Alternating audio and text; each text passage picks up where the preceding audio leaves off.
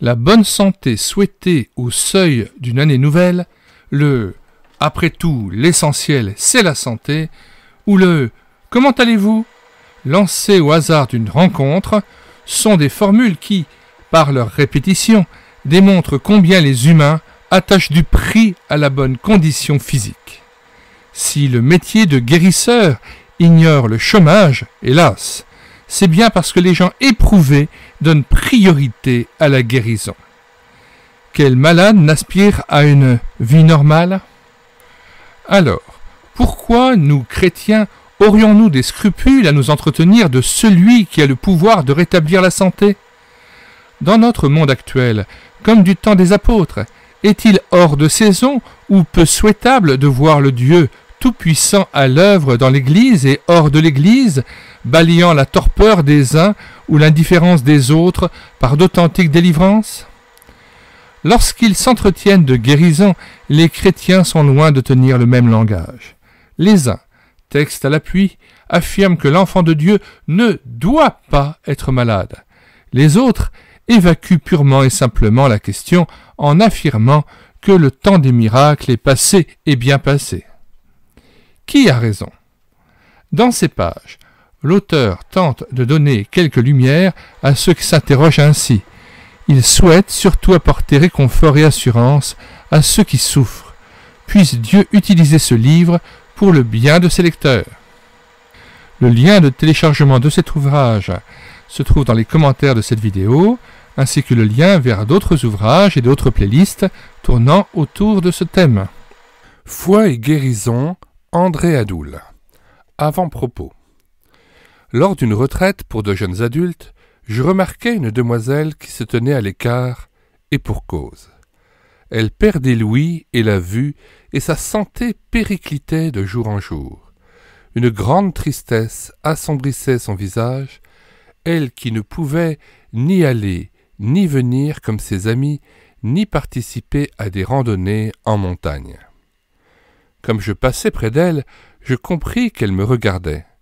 Je l'entendis alors murmurer « Ici, personne ne s'occupe de moi. » Je secouai la tête, estimant ce reproche injustifié, puisque certaines de ses camarades se relayaient pour lui tenir compagnie et prendre soin d'elle. Fallait-il exiger davantage de ces jeunes venus pour se détendre et jouir au maximum de leur séjour ? Aussi, ma première réaction fut-elle peu charitable. Cette personne, ce me semble, tourne un peu trop autour d'elle-même et de ses problèmes. C'est bien de lui consacrer du temps, mais jusqu'à un certain point. À peine avais-je murmuré ces choses que je fus repris, comme si le Seigneur me glissait à l'oreille. « Et toi, si tu te montrais incapable de suivre une conversation et de gravir les pentes enneigées, que dirais-tu et quel serait ton comportement parmi cette jeunesse débordante de vie ? Ne désirerais-tu pas courir comme elle sur le terrain de jeu ou batifoler dans les prairies avoisinantes ? Ne voudrais-tu pas qu'on s'intéresse à ton sort et t'accorde du temps, beaucoup de temps pour échanger des nouvelles ou discuter librement en toute affection ? Et puis, que ne ferais-tu pour obtenir la guérison ? Tu fréquenterais sans doute une église où l'on s'occupe des malades, église que tu juges aujourd'hui un peu trop axée sur la question, justement parce que tu jouis présentement d'une excellente santé. La plainte de la jeune fille est restée gravée dans ma mémoire. En considérant son cas avec le recul des années et en évoquant sa plainte, je m'interroge. Après tout, ai-je bien interprété son reproche ? Le « on ne s'occupe pas de moi » ne signifierait-il pas aussi « je vous en conjure, occupez-vous de moi » devant celui qui a le pouvoir de me redonner force et santé ? Cette plainte n'était-elle pas un appel, une supplication pour que nous implorions le Tout-Puissant en sa faveur ? N'avions-nous rien d'autre à lui offrir que de banales exhortations du genre « Tenez bon, faites confiance au Seigneur, vivez plus près de lui, courage, il prend soin de vous ». Dans les pages qui suivent, nous tentons justement de trouver la réponse que nous aurions dû lui fournir et que nous n'avons pas su, hélas, lui donner.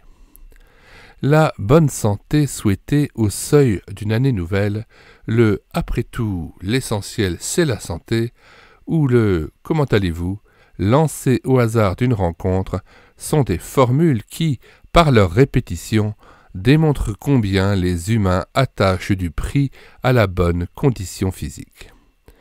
La maladie inquiète et perturbe. La décrépitude affole. Si le métier de guérisseur ignore le chômage, hélas, c'est bien parce que les gens éprouvés donnent priorité à la guérison. Quel malade n'aspire à une vie normale ? Alors, pourquoi, nous, chrétiens, aurions-nous des scrupules à nous entretenir de celui qui a le pouvoir de rétablir la santé ? Est-ce pour rien que l'Écriture parle de guérison ? Dans notre monde actuel, comme du temps des apôtres, est-il hors de saison ou peu souhaitable de voir le Dieu Tout-Puissant à l'œuvre dans l'Église et hors de l'Église, balayant la torpeur des uns ou l'indifférence des autres par d'authentiques délivrances ? Pourquoi cacherions-nous à des frères éprouvés que Dieu a donnés à l'Église de tous les temps, et non à l'Église primitive seulement, un don combien précieux, le don des guérisons destinées à l'édification et à la joie de ses membres. Bien sûr, comme nous le préciserons plus loin, ce serait une erreur d'accorder à ce charisme plus de place que ne lui en consacre la parole de Dieu. Néanmoins, il serait bon, pour mesurer l'importance de notre sujet, de se souvenir tout au long de notre exposé. 1. Que Jésus n'a certainement pas connu la maladie, puisqu'il s'est chargé de nos maladies. Matthieu 8, verset 17. 2. Que le Fils de l'homme a guéri abondamment, donnant une large place à cette œuvre d'amour. 3. Que le Sauveur a confié ce ministère à ses disciples. Ils imposeront les mains aux malades, et les malades seront guéris. Marc 16, verset 18. 4. Que les apôtres, ces pionniers de la première heure, ont été de puissants instruments de guérison dans la main de Dieu. Acte 5, verset 15 à 16. 5. Que d'innombrables personnes ont été gagnées à l'Évangile suite à une guérison miraculeuse. Certains lecteurs s'étonneront de constater que des questions importantes ont été escamotées ou passées sous silence dans cet ouvrage. Ainsi que me le suggéraient des amis, je n'ai pas cru devoir aborder des sujets dont on parle beaucoup aujourd'hui, tels que médecine douce ou naturelle, transfusion sanguine, homéopathie, usage des plantes médicinales, etc. Ce livre, dont j'ai voulu limiter le nombre de pages, ne veut pas être une étude, mais un message que je souhaite faire passer pour donner à chacun l'occasion de réfléchir, Bible en main, sur une question qui n'est pas sans importance. Il vaut la peine, pour qui ne veut pas s'égarer, mais éviter tout excès dans un sens ou dans un autre, de se pencher sur le texte sacré pour se laisser, au besoin, réajuster par le Saint-Esprit. Parfois, il ne sera pas inutile de faire appel à une pincée de bon sens. Que seul le Seigneur triomphe dans cette recherche. Pour ma part, je suis prêt à recevoir avec reconnaissance toute remarque fondée sur la parole de Dieu, puisse ce livre éclairer et servir à sa gloire. André Adoul. André Adoul, foi et guérison. Première partie, les vrais malades. Premier chapitre. Les boiteux marchent. En toute chose, faites connaître vos besoins à Dieu par des prières et des supplications. Philippiens 4, verset 6. Les Français sont fiers de leur sécu. Gare à qui s'aviserait de toucher à cette institution chargée de veiller sur la santé et les vieux jours de toute une nation. Dame vénérée, mais combien fragile, à qui chacun souhaite longue vie sans trop y croire, elle a largement ouvert aux malades la porte du médecin, porte qu'on ne franchissait jadis, surtout en milieu rural, qu'avec crainte et hésitation, tant l'homme de science impressionnait. Quand survenait la maladie, le patient attendait que ça passe, et il fallait que s'aggrave le mal, qu'il s'éternise dangereusement pour qu'on se décide enfin à consulter le praticien. Hélas, certains arrivaient trop tard. Heureusement, les temps ont changé. De nos jours, le médecin n'intimide plus guère. On fait la queue dans les salles d'attente, même pour des bobos, ce qui n'est pas plus blâmable que les tergiversations d'antan. Vous connaissez les propos de Jésus adressés aux disciples d'un Jean-Baptiste perplexe à son sujet. Allez rapporter à Jean ce que vous avez vu et entendu. Les aveugles recouvrent la vue, les boiteux marchent, les lépreux sont purifiés, les sourds entendent, les morts ressuscitent, la bonne nouvelle est annoncée aux pauvres. Luc 7, verset 22. L'expression « les boiteux marchent » laisse entendre que Jésus n'intervenait qu'en faveur de ceux qui ne marchaient pas. Donc gravement atteints, sans doute immobilisés comme le paralytique de Bethesda, Jean chapitre 5, versets 2 à 9. Les handicapés légers, qui claudiquaient à peine sans être gênés dans leurs allées et venues, ne songeaient pas à réclamer une quelconque amélioration de leur état, à l'instar de Jacob qui fit bon ménage avec son infirmité, vraisemblablement jusqu'à la fin de ses jours, Genèse 32, verset 31. Il y a de petites infirmités qu'il faut accepter sans gémir ni faire de complexe, sachant que Dieu les utilise pour nous rendre humbles et aptes à partager les épreuves d'autrui, 2 Corinthiens 1, verset 4. Donc, pour notre bien et celui des patients. Les remarques précédentes ne sont pas sans valeur. Il serait en effet peu raisonnable de faire appel à l'Église de convoquer les anciens, de pratiquer l'onction d'huile pour enrayer un simple rhume, une vague indigestion ou effacer une trace inesthétique laissée par le temps. Si Paul n'a pas cru devoir agir auprès d'un Trophime malade, de Timothée 4, verset 20, ou de Timothée qui souffre de légers maux d'estomac, 1 Timothée 5, verset 23, c'est qu'il estimait sans doute que leur maladie sans gravité était ou passagère ou supportable et donc ne nécessitait pas l'intervention des anciens. Une assemblée qui porte ces malades ne doit pas céder aux douillés ni aux vaniteux. Mais ces réserves étant faites, il y a des infirmités ou des maladies qui éprouvent le patient, mettent en péril sa vie ou l'empêchent de servir Dieu.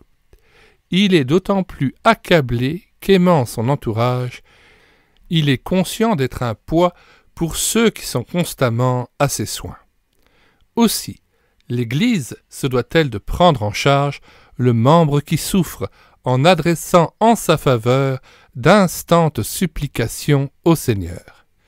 N'imitons pas le riche qui se contentait de dire aux pauvres « Allez en paix » sans donner ce qui est nécessaire au corps, Jacques 2, verset 16. Je vous le demande, quel chrétien, affligé d'un lumbago tenace, d'une forte migraine ou d'une rage de dents, songerait à se rendre en ville pour distribuer des traités ou visiter des malades? Quiconque est tourmenté sans répit par de pénibles douleurs a, inévitablement, ses pensées centrées sur lui-même. Qui lui en fera le reproche? De plus, lorsqu'elle dure et ne faiblit pas, la souffrance finit par agir sur le caractère du patient qui devient alors exigeant, grincheux, acariâtre, désagréable pour les proches et ceux qui le soignent. Elle peut lui ôter la force ou même le désir de prier Dieu. De telles considérations devraient encourager le malade à faire connaître ses besoins au Père céleste, en y associant l'Église et ses responsables s'il le faut. N'est-ce pas conforme à l'Écriture, Jacques 5, verset 14? Nous citons le texte. « Quelqu'un parmi vous est-il malade, qu'il appelle les anciens de l'Église, et que les anciens prient pour lui en loignant d'huile au nom du Seigneur. » Fin de citation. Il faut être en bonne santé, épargné par les épreuves, pour nier le rôle de la communauté ou s'opposer à son action auprès de ceux qui souffrent. Vous n'êtes pas sans savoir que l'apôtre, dans sa lettre à Timothée, fait une distinction entre les vraies veuves de Timothée 5,13, que l'Église doit assister matériellement parce qu'elles sont âgées, sans appui et sans ressources, et les autres, jeunes encore, ou ayant le privilège d'avoir des enfants. Dans ce dernier cas, c'est à la famille, et non à l'Église locale qu'incombe le devoir de pourvoir aux besoins d'une vieille maman démunie. Pour des motifs analogues, nous pourrions distinguer les vrais malades que l'Église se doit, elle aussi, de prendre en charge en réclamant avec foi leur guérison, et les autres malades en mesure de surmonter eux-mêmes et avec un peu de patience une épreuve bénigne, passagère et peu douloureuse. Ces derniers, qui ne sont pas de faux malades bien entendu, feront montre de sagesse en s'abstenant de faire appel aux anciens. Note 1. Nous pensons uniquement à de vrais malades lorsque nous parlons de guérison par la foi. Ne pas l'oublier au cours de la lecture de cet ouvrage. Retour au texte. Dans une conversation où nous évoquions la prière pour les malades, un ami me confia très justement « Oh, la plupart d'entre eux ont surtout besoin de guérison intérieure, d'une guérison de l'âme aux heureux effets sur leur état de santé. » Ce frère, doté d'une solide expérience pastorale, avait sans doute de vrais motifs de parler ainsi. Dans une lettre adressée à des malades, des médecins et psychologues chrétiens reconnaissent avoir trop souvent soigné les effets sans avoir déraciné les causes véritables du mal qui les afflige. Beaucoup de maladies, écrivent-ils, ont pour origine des difficultés de relation. L'homme est un tout et notre corps enregistre à sa manière les fluctuations, les joies, les manques de nos relations avec les autres et avec nous-mêmes. Ainsi, ajoute-t-il, il est plus urgent et nécessaire de nous réconcilier avec les autres et avec nous-mêmes que d'acheter des médicaments. Les manques de paix, les tensions, l'absence de confiance et de miséricorde, bref, les carences de l'amour sont de véritables poisons de notre santé. Donc, moins de médicaments et plus de miséricorde. Note 2, tirée d'un texte rédigé lors d'un week-end Fraternité Soignant, Communauté du Chemin Neuf, 8 place Lavalette, 38 000 Grenoble. Retour au texte. Ceci dit, n'allons pas ranger tous les malades dans la catégorie des gens à problème appelés à mettre de l'ordre dans leur vie. Ce serait une erreur de taille. Qui, par exemple, aurait eu la pensée de sermonner l'apôtre Paul au sujet de son écharde en lui disant « Oublierais-tu que Dieu est souverain, toi qui pries avec énergie pour ta guérison ? Ton insistance est preuve d'insoumission, repens-toi donc et tu seras béni. » Quel homme de cœur oserait parler de guérison intérieure à un frère plié de douleur, harcelé sans trêve par des coliques néphrétiques aiguës? Et quand le malade réclamerait à corps et à cri la fin de ses souffrances et ferait appel aux anciens, lui reprocherait-on sa démarche, la jugerait-on déplacée, voire répréhensible? Surtout pas. Toute personne qui souffre a droit à des trésors d'indulgence et à beaucoup d'amour. Lorsqu'il s'agit de guérison, les chrétiens sont loin de tenir le même langage. Les uns, texte à l'appui, affirment que l'enfant de Dieu ne doit pas être malade. Dieu n'est-il pas l'Éternel qui guérit toutes tes maladies? Psaume 103, verset 3. Les autres évacuent purement et simplement la question en affirmant que le temps des miracles est passé et bien passé. Une savante explication vient étayer leur thèse. Au premier jour de l'Église, disent-ils, Dieu a jugé bon de confirmer la prédication de l'Évangile par des guérisons. Et s'il est vrai que le Christ a réellement porté nos maladies sur le bois, Matthieu 8, verset 17, c'est de fait pour obtenir la guérison de l'homme tout entier, corps, âme et esprit. En précisant toutefois que, si la guérison de l'âme et de l'esprit a lieu à la nouvelle naissance, celle du corps ne sera pleinement accordée que lors de son retour. Alors s'opérera la rédemption des corps que nous attendons selon Romains 8, verset 23. Telle est l'explication avancée par beaucoup. Qui a raison? À la fois les uns et les autres, mais dans des domaines différents. Parce qu'elles ont plusieurs facettes, les vérités bibliques paraissent parfois se contredire. Qui veut rester dans la pensée de Dieu doit, d'une part, se garder d'en éliminer une seule, la vérité qui nous dérange, ou va à l'encontre de nos idées ou d'un enseignement reçu. Et, d'autre part, analyser les textes de l'Écriture qui traitent de ce sujet en les plaçant au bon endroit. Ceux qui prônent la guérison à tout prix comme ceux qui l'évacuent définitivement sont tentés de nier l'évidence, car, reconnaissons-le, il y a d'authentiques délivrances comme il y a des prières sans réponse, du moins apparemment. Les uns évoquent avec reconnaissance les cas de malades délivrés par l'action puissante de Dieu, mais passent allègrement sous silence la foule des non-guéris qu'il range parmi les incrédules ou les rebelles. De l'autre côté, ceux qui refusent d'admettre que Dieu veut et peut encore se glorifier par des guérisons énumèrent à plaisir les échecs ou les guérisons avortées pour justifier leur conviction. Halte là. Dieu répond toujours à quiconque s'attend à lui, mais à son heure et selon ses desseins. C'est ce que nous emploierons à démontrer par l'Écriture sans pour autant donner une place démesurée à ce ministère. D'ailleurs, les apôtres eux-mêmes, bien que témoins et instruments de la puissance divine, font assez peu mention de la guérison dans leurs épîtres, alors qu'ils reviennent inlassablement sur les thèmes essentiels. Le salut par la foi, la sanctification nécessaire ou le retour du Christ. Aussi, convient-il de donner priorité à celui qui guérit l'homme tout entier plutôt qu'à la délivrance elle-même. Question. Avez-vous visité des personnes gravement malades et fort éprouvées?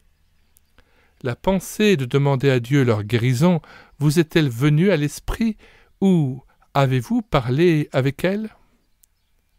2. Si vous avez des idées très arrêtées sur cette question importante, accepteriez-vous éventuellement d'être corrigé par le Saint-Esprit? À quelles conditions? 3. Ne pensez-vous pas qu'un chrétien éprouvé par la maladie devrait avoir toute liberté de s'adresser à Dieu pour en être soulagé? Vous pouvez télécharger cet ouvrage d'André Adoul sur médiathèquechrétienne.fr. Non seulement les descendants de M. Adoul m'ont permis de pouvoir lire en audio son ouvrage et ses ouvrages, l'ensemble de sa production, mais aussi ils m'ont permis de les mettre à disposition pour le grand public en téléchargement ou en Word sur le site internet médiathèquechrétienne.fr, site que nous avons créé afin de pouvoir faire revivre les œuvres non rééditées et épuisées de la littérature chrétienne. André Adoul, foi et guérison. Première partie, les vrais malades. Chapitre 2, guéris-toi toi-même. N'impose les mains à personne avec précipitation. Timothée chapitre 5, verset 22. Peu après son baptême, Jésus fut tenté dans le désert. Matthieu chapitre 4, versets 1 à 11. Placé sur le sommet du temple à Jérusalem, le diable lui suggéra de se jeter en bas, le Père ayant promis d'envoyer des anges pour le porter de peur que son pied ne heurte contre une pierre. Matthieu chapitre 4, verset 6. Avec la dernière vigueur, Jésus refusa d'obtempérer. Pourquoi provoquerait-il l'intervention du Père alors qu'il pouvait fort bien regagner la chaussée en empruntant l'escalier? C'est en effet tenter Dieu que de réclamer son action puissante quand il nous est loisible de nous délivrer nous-mêmes. Dieu ne secourt pas les passifs en mesure de se tirer d'affaire tout seul. Pasteurs et anciens devraient s'en souvenir et réclamer le don de discernement pour tenir tête à telle catégorie de chrétiens qui, se fondant sur des promesses qui ne les concernent pas, sollicitent l'intervention de l'Église pour obtenir un miracle du ciel, alors qu'il leur suffit tout simplement d'emprunter l'escalier pour mettre un terme à leur épreuve. Avant la guerre, un cher ami chrétien souffrait d'emphysème et en était fort éprouvé. Fallait-il lui imposer les mains pour qu'il recouvre la santé? La guerre, et avec elle son cortège de restrictions, amenèrent d'une façon inespérée la guérison. Cet ami perdit une vingtaine de kilos, il était obèse et avait un solide appétit, et du même coup vit disparaître ses malaises comme par enchantement. Cette cure d'amaigrissement forcé opéra plus efficacement que les médicaments prescrits. Ce n'était pas d'une onction d'huile dont ce frère avait besoin, mais d'un peu plus de sobriété et d'un brin de volonté pour y parvenir. Sans doute, n'est-ce pas facile de résister à l'attrait d'un bon fumet ou d'une pâtisserie alléchante lorsqu'on a un bon coup de fourchette? Moi, sauter un repas ou le consommer sans vin, impossible. C'est le cri de la plupart des gens appelés à suivre un régime pas nécessairement draconien. Impossible? Sûrement pas. C'est toujours possible, pourvu qu'on le veuille et s'y prépare.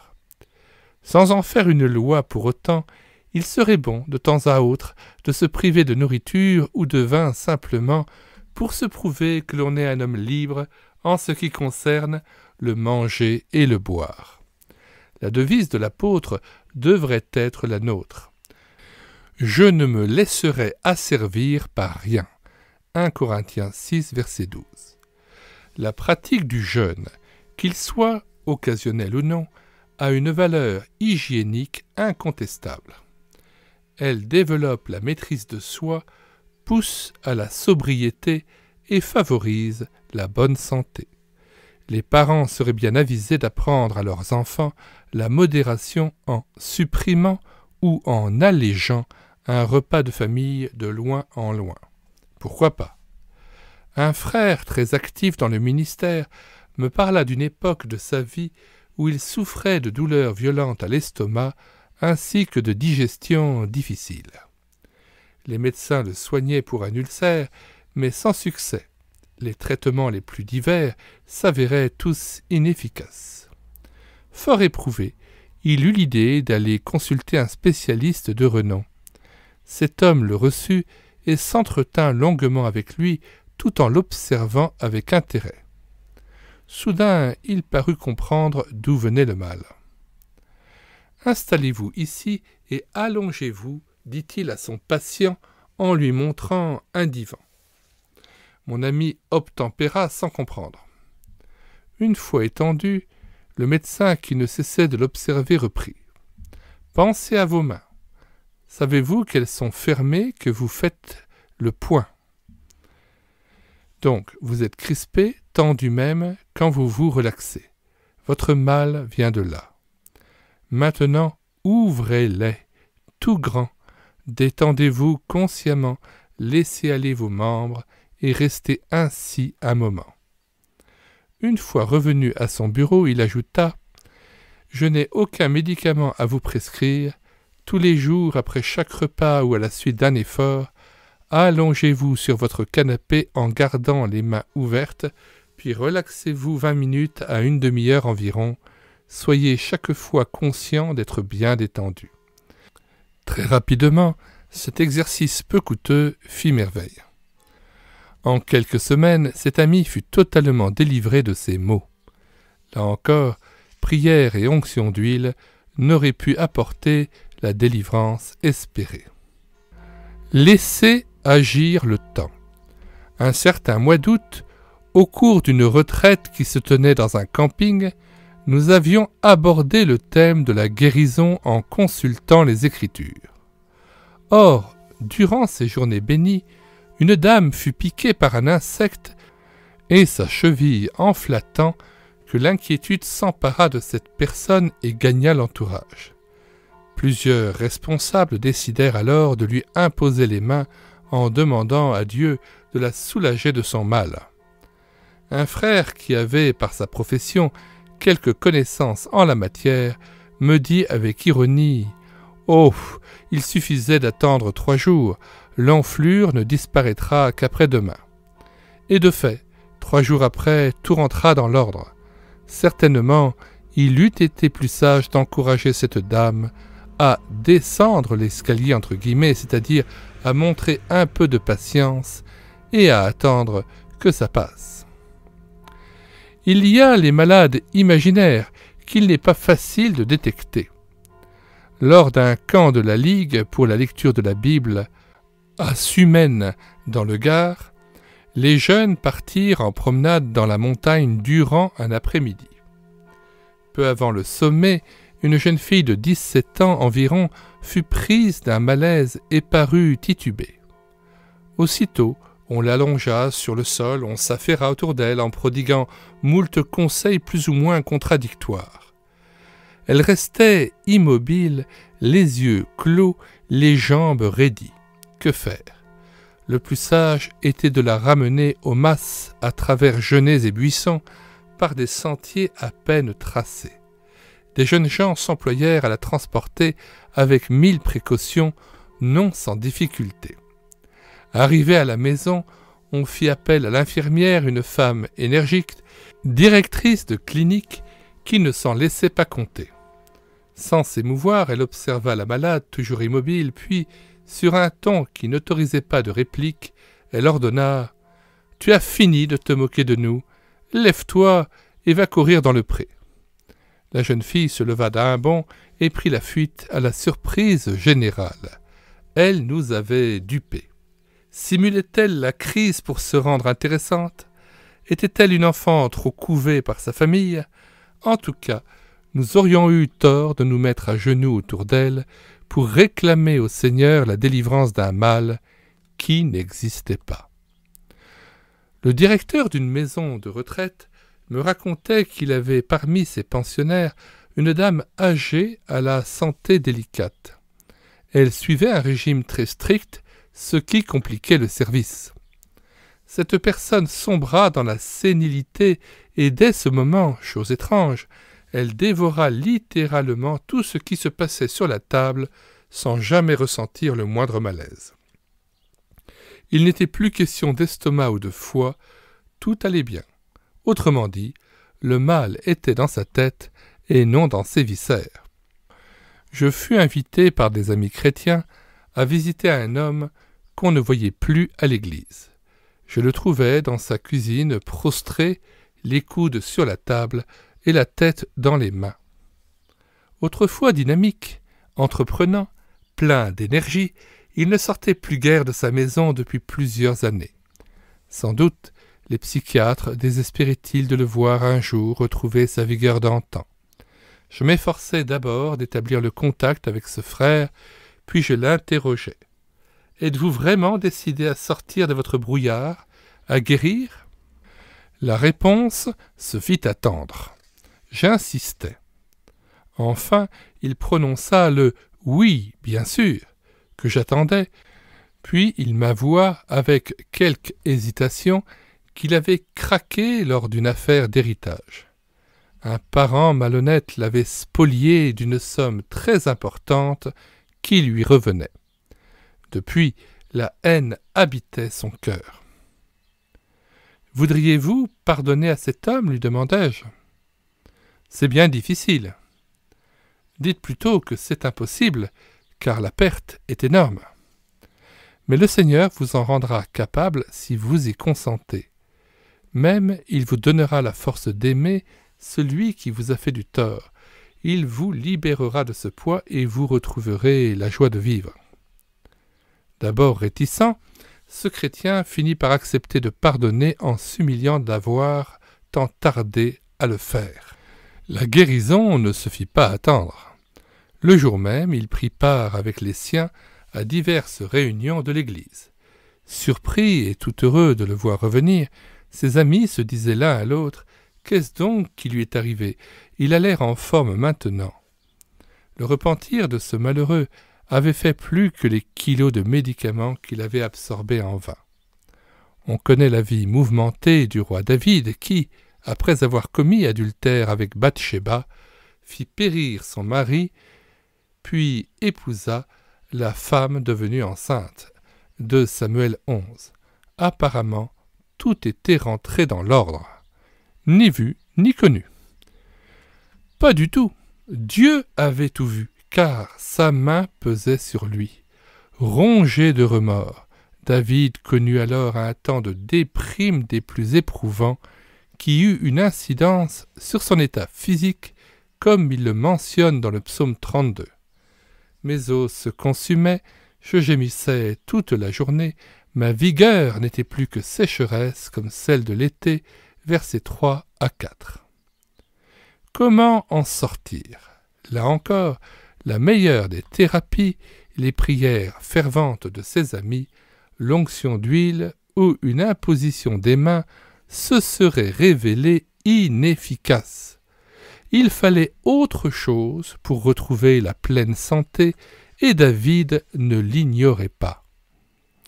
Dieu attendait de lui une démarche que son orgueil de monarque réputé pieux empêchait d'accomplir. Tant que je me suis tu, mes os se consumaient. Verset 3. Le roi ne pouvait sortir de son épreuve aussi longtemps qu'il refusait de confesser sa faute à Dieu et d'en faire l'aveu au peuple par le moyen de cantiques que tout Israël allait apprendre et chanter, psaume 32 et 51. Et c'est ce qu'il fit enfin dans les larmes devant le prophète Nathan. Je t'ai fait connaître mon péché, je n'ai pas caché mon iniquité. J'ai dit, j'avouerai mes transgressions à l'Éternel, et tu as effacé la peine de mon péché. Heureux celui à qui la transgression est remise et le péché pardonné, psaume 32, versets 1 à 5. Qui me donnera tort si je dis que pasteurs et anciens devraient demander à Dieu sagesse et discernement avant d'intervenir auprès des malades? Le conseil de Paul de ne pas imposer les mains avec précipitation, adressé à ceux qui sont appelés à confier des charges importantes dans l'Église, est aussi valable pour tout chrétien exerçant un ministère de guérison. Cette élémentaire prudence apparaît sous la plume de Jacques lorsqu'il recommande la confession mutuelle des péchés entre malades et anciens, certainement avant de pratiquer l'onction d'huile. Jacques 5, verset 16.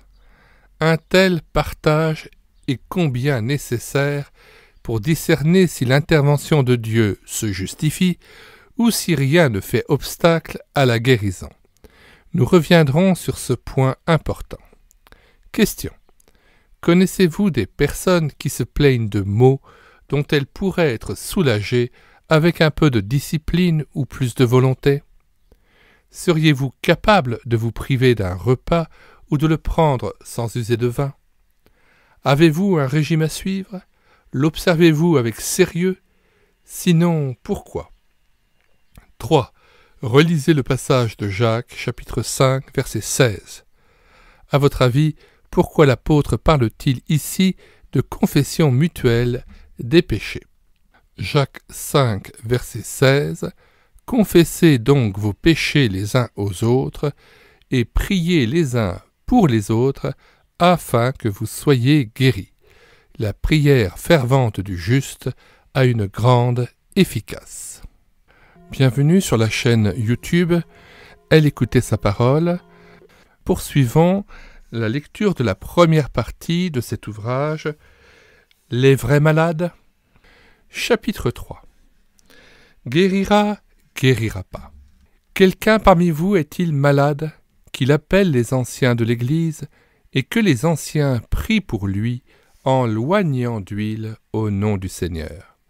La prière de la foi sauvera le malade, et le Seigneur le relèvera. Et s'il a commis des péchés, il lui sera pardonné.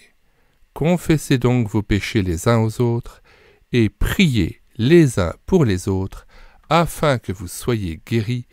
La prière fervente du juste a une grande efficace.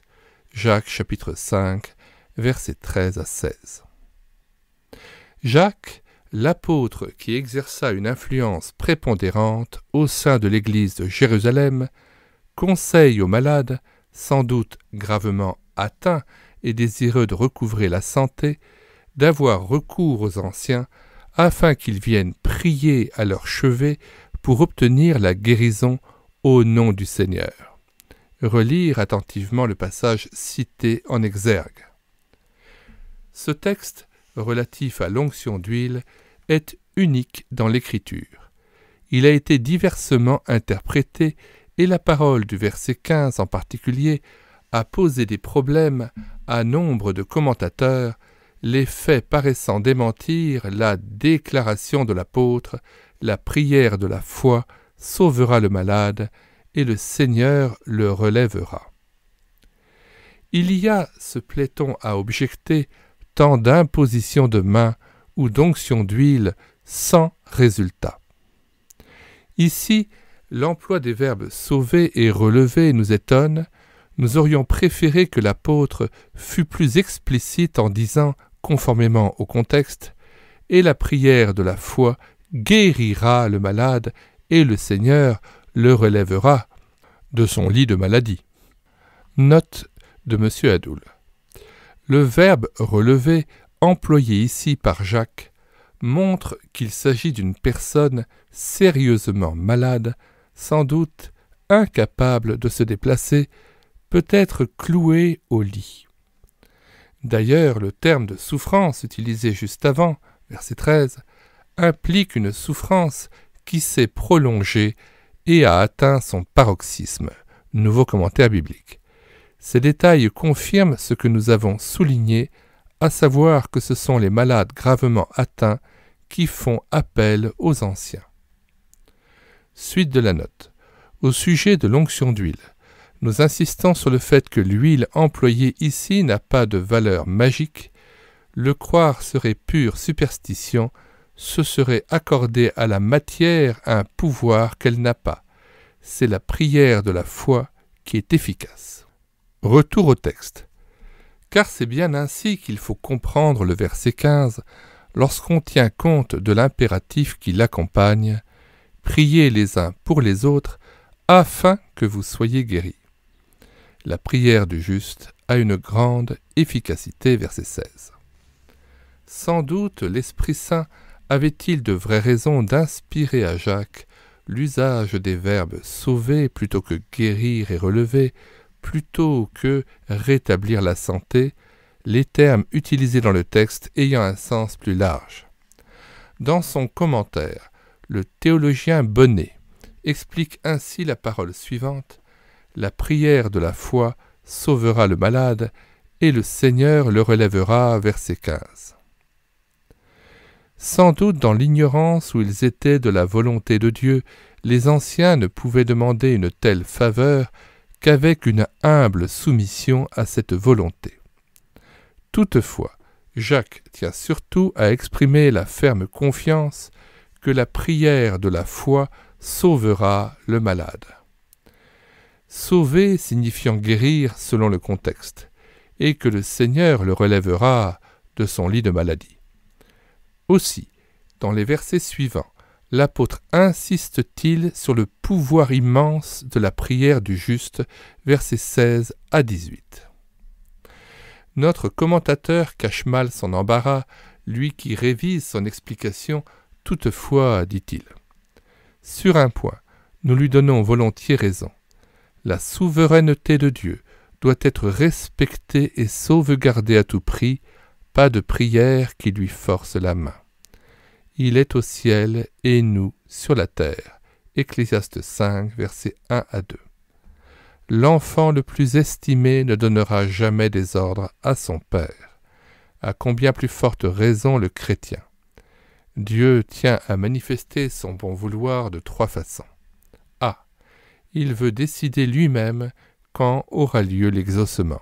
Nul ne peut lui en imposer le moment. B. C'est lui qui fixe les conditions à remplir par le patient.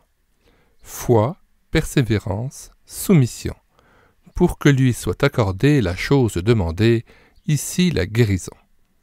C. Il tient enfin à choisir lui-même le comment de sa réponse, ce qu'il estimera utile de donner à son enfant et qui sera le meilleur pour lui. Ceci dit, le commentaire ci-dessus nous laisse insatisfaits et appelle une série d'interrogations. 1. D'abord, pourquoi son auteur emploie-t-il le passé lorsqu'il parle des anciens, dans l'ignorance où ils étaient? Aujourd'hui encore, les frères ne connaissent pas la volonté de Dieu lorsqu'ils prient pour un malade. 2. Est-il possible de se soumettre à une volonté que l'on ignore? Doit-on la rechercher avant d'agir? 3. Que faut-il entendre par « prière de la foi » et en quels termes devrait-elle être formulée? 4. Oui ou non, doit-on s'attendre à une intervention de Dieu suite à une onction d'huile? Est-ce vraiment utile de déplacer les responsables de l'Église s'il ne doit rien en résulter, etc. Le Nouveau Dictionnaire biblique fournit une explication intéressante, mais qui laisse également le chrétien sur la soif. Il est possible de donner à cette déclaration une interprétation médicale logique, de même qu'une interprétation religieuse tout aussi solide. Ou bien le patient est malade et la prière de la foi le guérira et le Seigneur le relèvera de son lit. Ou il est désemparé et spirituellement épuisé et il sera sauvé en une résurrection spirituelle. Il se peut d'ailleurs que Jacques ait été ambigu à dessein, laissant au lecteur la possibilité d'interpréter le texte suivant le résultat de la visite des anciens, car tout est soumis à la volonté de Dieu. Dites-moi, est-ce l'expérience qui doit éclairer la parole ou l'inverse? Devons-nous attendre le résultat de la visite des anciens pour comprendre et oser croire? Si le malade ne guérit pas, expliquera-t-on qu'il n'était pas dans le plan de Dieu d'accorder la guérison aux patients visités? Ou que les anciens se sont montrés incapables d'adresser à Dieu la prière de la foi, leur incrédulité motivant le silence divin? Allez savoir. Et puis, attendre de voir pour croire, n'est-ce pas marcher par la vue alors que la foi est une démonstration des choses qu'on ne voit pas? Hébreux 11, verset 1. Dans un autre ouvrage sur le sujet qui nous occupe, son auteur, incontestablement attaché à la parole de Dieu, écrit pourtant: « Il serait sans doute faux de tirer de ce texte l'assurance que dans tous les cas, et quoi qu'il en soit, Dieu accordera la guérison au malade pour lequel on prie. Il reste souverain. La décision lui appartient. Comme toujours, l'attitude de chacun doit être faite de foi et de soumission. » Ici, même embarras. Comment en sortir si l'on veut à la fois être soumis au Seigneur et s'attendre réellement à son intervention? Croire à la guérison, ne serait-ce pas forcer la décision de celui qui est jaloux de sa souveraineté? Soumission et confiance sont-elles vertus conciliables? Qui est soumis peut-il croire? Et qui croit est-il réellement soumis? On n'en sort pas. Ne serait-ce pas déjà obéir au Seigneur que de croire tout simplement et sans réserve à la parole. Le verset 16 serait-il inutile, sujet à caution, à évacuer? Ces divers commentaires ont le grave défaut de couper les ailes aux malades comme aux anciens qui les visitent. Tous sont tentés d'abandonner la lutte en concluant qu'il est impossible d'offrir à Dieu la prière de la foi puisqu'on ignore la volonté de Dieu. La prière de la foi peut-elle jaillir de la perplexité? Foi ne peut rimer avec incertitude. Ici, nous aurions souhaité que les auteurs de ces écrits soient plus positifs et nous disent comment il est possible d'implorer avec assurance la guérison tout en étant parfaitement soumis à la volonté divine. Faut-il rappeler que l'apôtre Jacques, toujours lui, ne ménage pas ses lecteurs dès le début de sa lettre. Que celui qui doute ne s'imagine pas qu'il recevra quelque chose du Seigneur. Il est semblable au flot de la mer, agité par le vent et poussé de côté et d'autre. Qu'un tel homme ne s'imagine pas qu'il recevra quelque chose du Seigneur. C'est un homme irrésolu, inconstant dans toutes ses voies. Jacques 1,6. De son côté, l'Épître aux Hébreux nous rappelle que, sans la foi, il est impossible d'être agréable à Dieu, chapitre 11, verset 6. Tout ancien invité à pratiquer l'onction d'huile devrait relire et méditer ces paroles, sans pénétrer s'il tient à être utile au malade et ne pas le laisser dans le doute et la tristesse. Un prédicateur qui traitait le sujet qui nous occupe déclarait « Il y a incrédulité à dire au Seigneur « Guéris-moi si tu peux ». Il n'y a aucune incrédulité à lui dire « Guéris-moi si tu le veux ». Aucune incrédulité, c'est beaucoup dire. Je crains que ce « Guéris-moi si tu le veux » ne soit un pieux alibi pour s'abstenir de lutter dans la prière. Quiconque tient ce langage ne peut être un battant. Or, la foi se traduit par des actes. Elle fournit l'énergie, l'audace pour assiéger le Seigneur sans désemparer. J'imagine mal la veuve importune dire aimablement au juge « Si tu le veux, fais-moi justice de ma partie adverse ». Après tout, la volonté de Dieu, 1. C'est que je lui fasse connaître librement mes besoins, quels qu'ils soient. En toute chose, faites connaître vos besoins à Dieu par des prières et des supplications, avec des actions de grâce, Philippiens 4, verset 6. Demandez la guérison en suppliant le Seigneur, et même le bénir à l'avance pour sa réponse, avec action de grâce, est donc conforme à sa volonté. En êtes-vous convaincus? Deuxièmement, la volonté de Dieu, c'est que je m'adresse à lui avec foi. Douter, c'est le faire menteur. Je dois donc m'attendre avec confiance à l'intervention du Seigneur et faire monter sans réticence la prière de la foi comme le suggère l'apôtre Jacques. La volonté de Dieu. 3. C'est que, à l'instar de la veuve importune, je crie à Dieu jusqu'à ce que me soit accordée la chose demandée. C'est pour cette raison que l'Épître aux Hébreux nous propose d'imiter ceux qui, par la foi et la persévérance, héritent des promesses. Chapitre 6, verset 12. Se relâcher, abandonner la lutte, est preuve d'incrédulité. Conclusion. Je demande la guérison avec foi, ténacité et respect jusqu'à ce que Dieu se manifeste. 4. La volonté de Dieu, c'est que je prenne au sérieux sa parole qui est la vérité. Elle me dit entre autres, la prière de la foi sauvera le malade. Oui, mais ce qui précède, quoique juste, ne résout pas pour autant la question posée plus haut.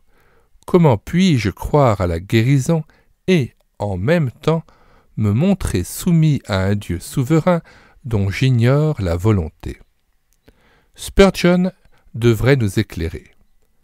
On lui demanda un jour comment il réussissait à concilier responsabilité de l'homme, lequel est libre ou non d'obéir à l'Évangile, et souveraineté d'un Dieu qui choisit souverainement du sein même de l'humanité perdue ce qu'il destine à la vie éternelle.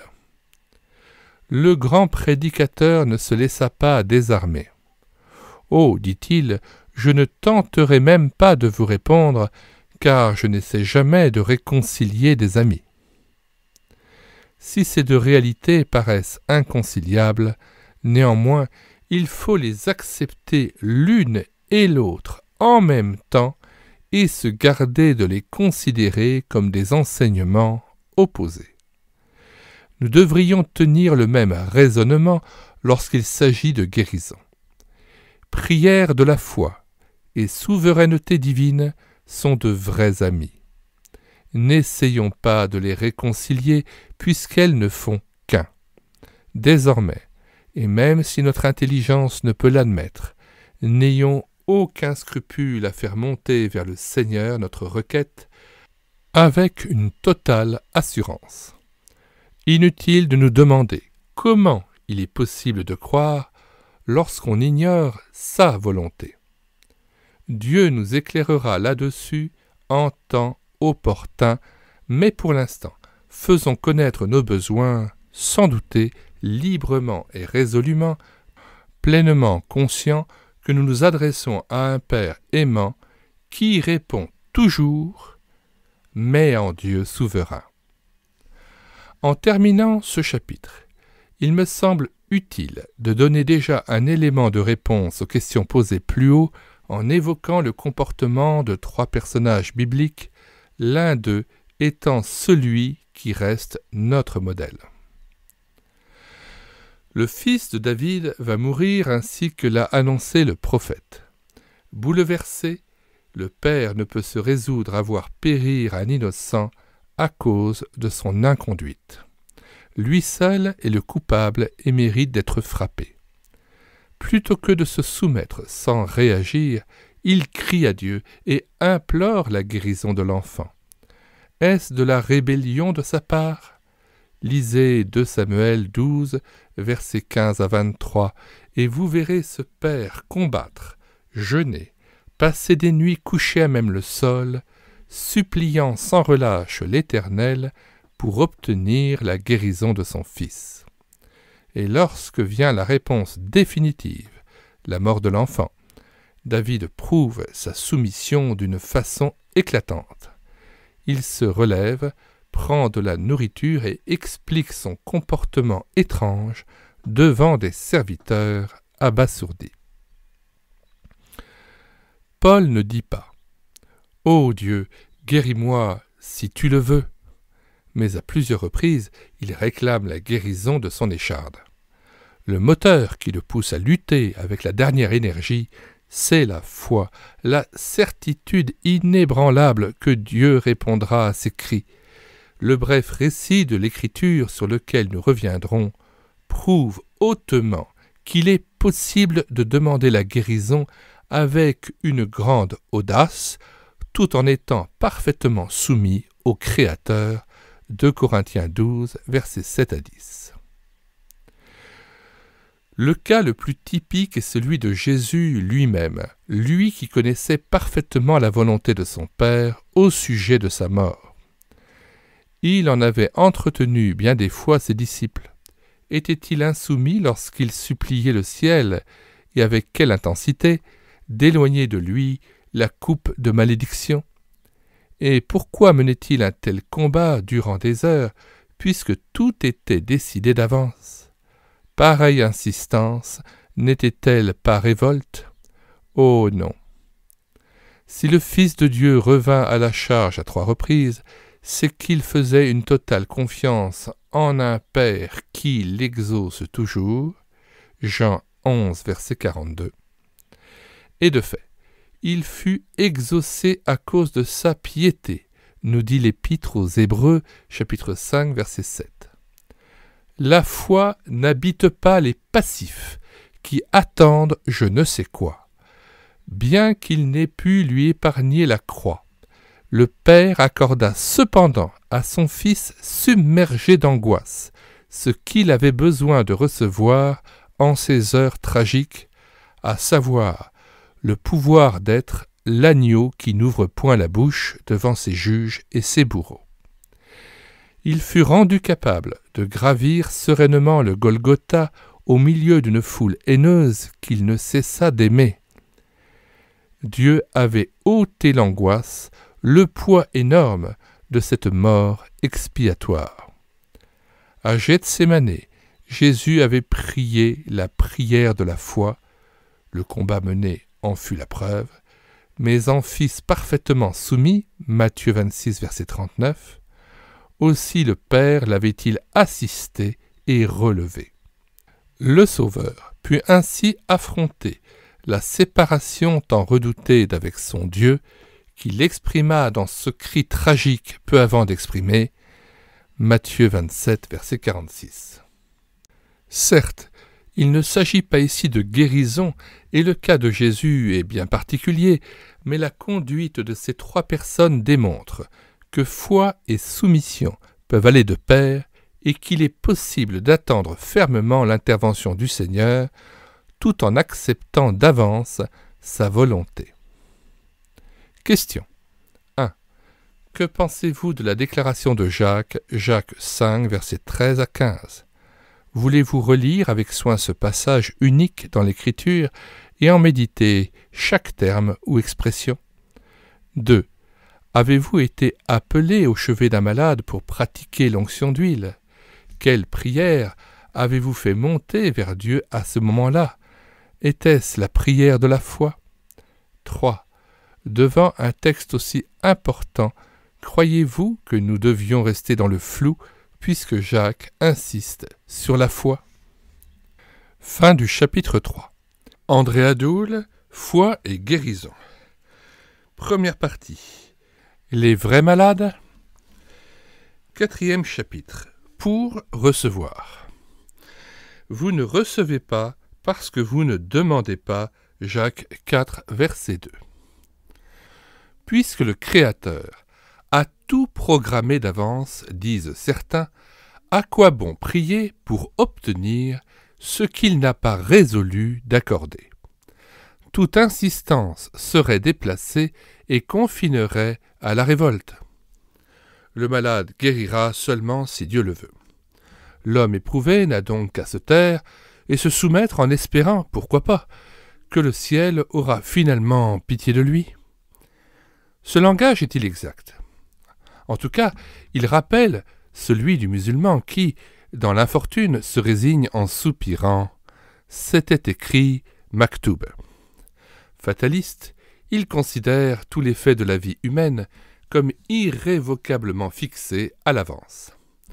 Donc, inutile d'attendre du Créateur un quelconque changement dans la marche des événements.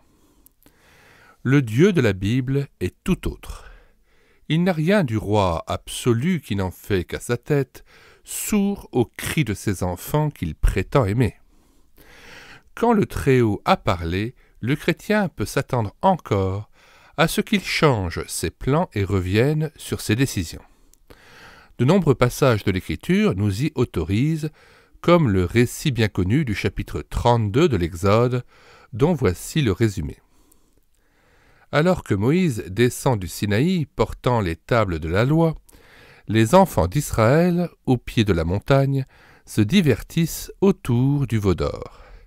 Irrité par ce culte idolâtre, l'Éternel fait retentir une terrible menace. « Maintenant, laisse-moi, sous-entendu laisse-moi faire. Ma colère va s'enflammer contre les enfants d'Israël et je les consumerai, mais je ferai de toi une grande nation. » Verset 10. Croyez-vous que Dieu bluffe ici, qu'il parle d'exterminer le peuple sans en avoir réellement l'intention ? Menace-t-il pour rien ? Sont-ce des paroles en l'air simplement pour savoir ce qui bout dans la marmite du patriarche ? Si tel était le cas, nous serions ébranlés dans la confiance que nous portons à notre Seigneur. Or, il n'en est rien, car il n'est pas Dieu pour mentir. En vérité, l'Éternel a réellement l'intention de frapper la nation rebelle, et Moïse le sait fort bien.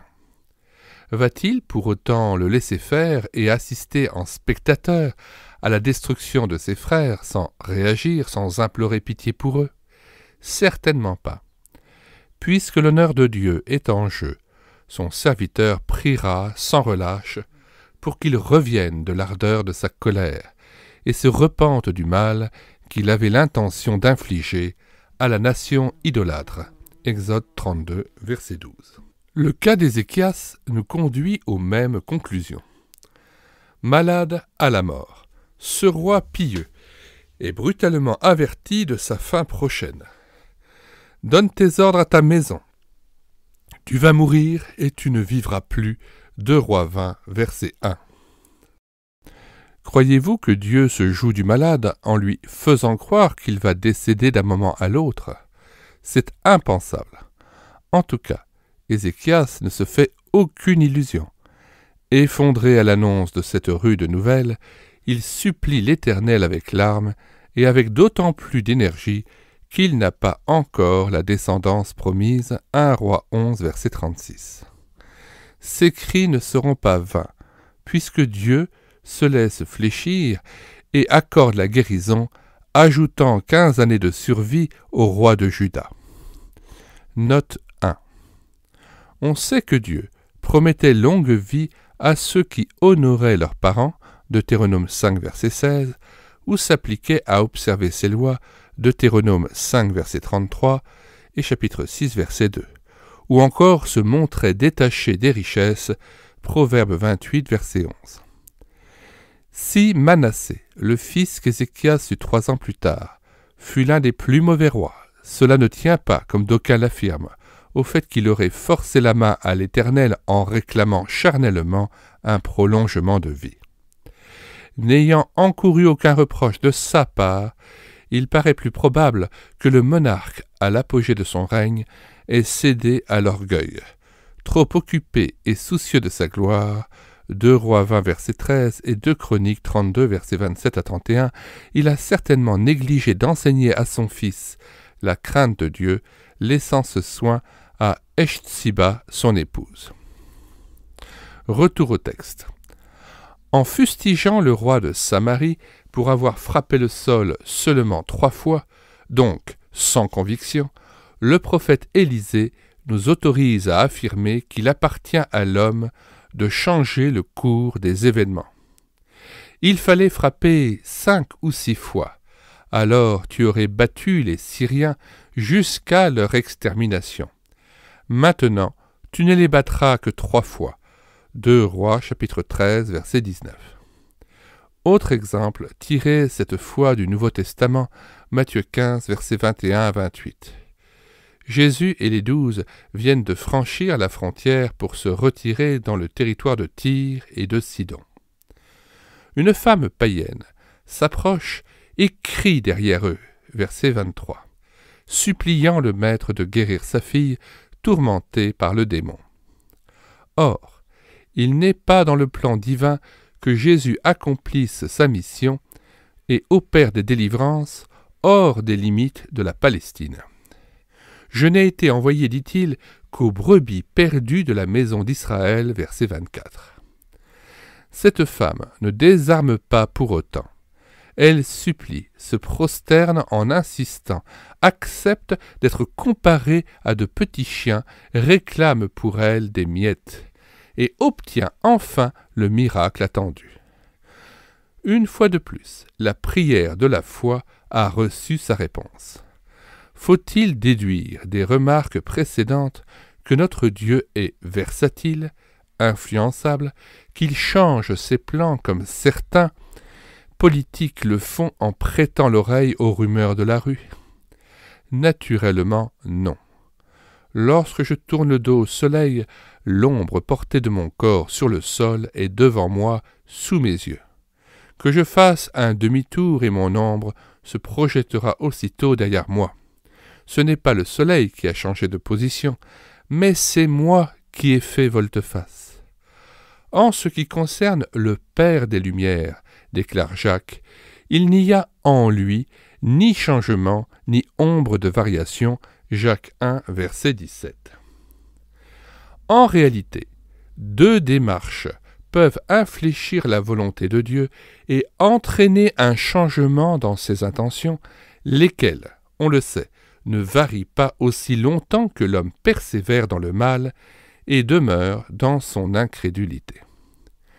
Mais qu'il se repente et lui adresse la prière de la foi, et le Seigneur accepte en quelque sorte de se laisser gagner, et c'est volontiers qu'il consent à changer ses plans.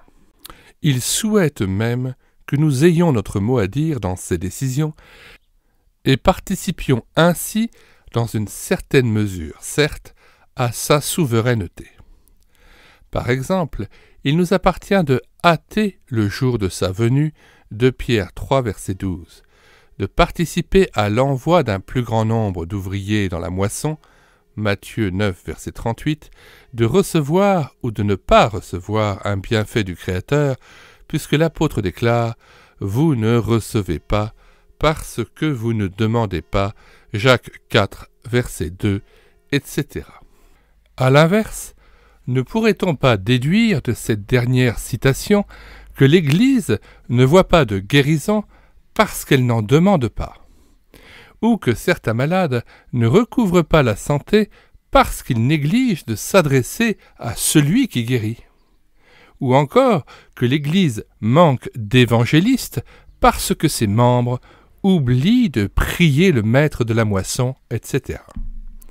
C'est avec force que Jésus nous dit et nous répète « Demandez et vous recevrez. Frappez et l'on vous ouvrira.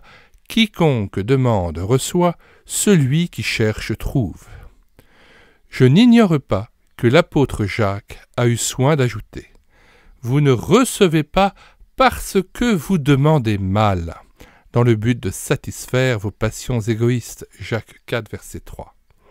Cette parole, fort juste, devrait nous inciter à examiner les mobiles qui inspirent nos prières, non pour nous abstenir de demander, mais pour nous efforcer de bien prier.